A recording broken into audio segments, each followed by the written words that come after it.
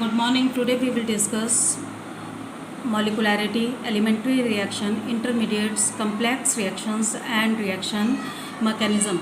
Let us start with elementary reaction. The reaction which takes place in single step, that is called as elementary reaction. कोई भी reaction जो एक single step में हो रहा है उसे हम बोलेंगे elementary reaction. For example, consider this example: ammonium nitrite decomposes to give nitrogen plus 2 water molecules. Here this reaction takes place in single step, so it is a elementary reaction. But there are certain reactions which takes place in more than one step. They are called as complex reactions. For example, you can consider this example: H2O2 plus I negative changes to water plus IO negative. This is the slowest step, and second step is H2O2 reacts with IO negative. It produces water plus I negative plus O2. This is a fast reaction. This reaction is consist of two steps, so we will call this reaction as a complex reaction, that is decomposition of H2O2 in presence of I negative in basic medium to produce water and oxygen. So it will be called as a complex reaction because in complex reaction we write sequence of elementary reaction which give us main product. Okay, now when reaction is taking place, at that time some of the substances are produced in one step and they are consumed in another step. They are not formed as main products. Such substances are called as intermediates. So species which are produced in single step or in one step and consumed in other step, they are called as intermediates. For example, you can see that in this reaction, the decomposition of H2O2, I negative reacts. The reaction is carried out in presence of I negative. It is a catalyst here. It produces, the reaction produces water and oxygen.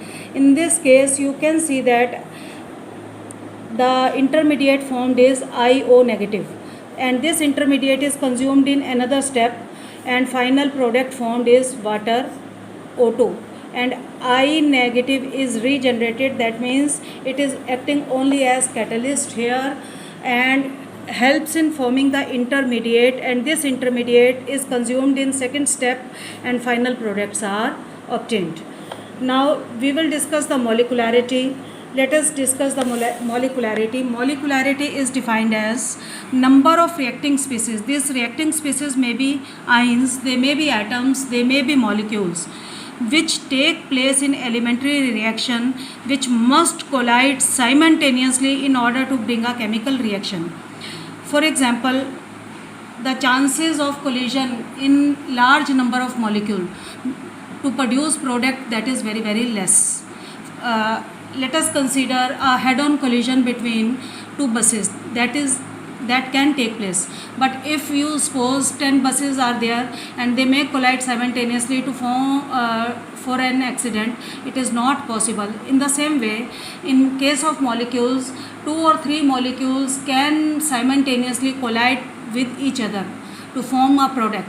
But if the number of particles is more, the simultaneous collision is not possible. At that time, the molecularity becomes meaningless. So molecularity is defined as the number of reacting species which must collide simultaneously in an elementary reaction to form a product. And for complex reactions, it has no meaning.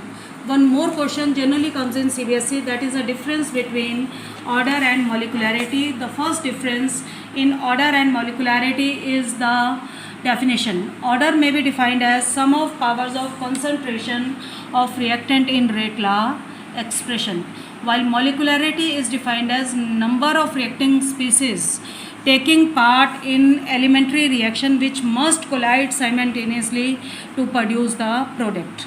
Second difference is order can be experimentally determined, while molecularity cannot be experimentally determined. It is a theoretical concept.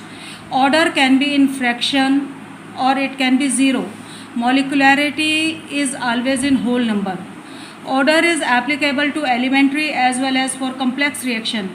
Molecularity is applicable to only elementary reaction. It has no meaning for complex reaction. Let us solve one more example. This is example number 26. Consider a decomposition of hydrogen peroxide in alkaline medium which is catalyzed by iodide ion. Same question, that is this question.